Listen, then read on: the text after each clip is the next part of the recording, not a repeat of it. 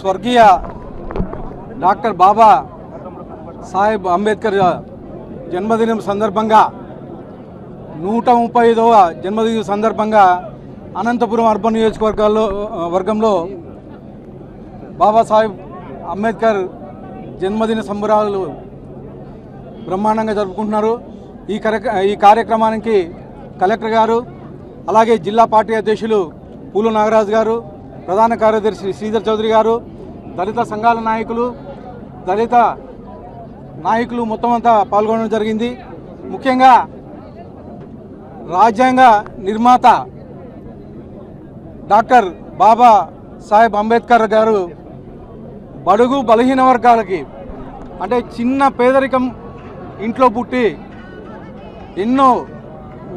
ఎంతో ఉన్నత విద్య అభ్యసించి రాజ్యాంగ రూపకర్తగా ఈరోజు మనం దేవుని మాదిరిగా కొలుచుకుంటున్నాం. అంటే ఒక దళిత వర్గానికి చెందినటువంటి అంబేద్కర్ గారు ఈరోజు భారతదేశ రాజ్యాంగాన్ని శాసించి ఈరోజు బడుగు బలహీన వర్గాలకి మేలు చేకూర్చే విధంగా ఈరోజు రాజ్యాంగ నిర్మాతగా దేవుడుగా కొలవబడుతున్నాడు. ముఖ్యంగా ఆ రోజు ఉన్నటువంటి పరిస్థితులు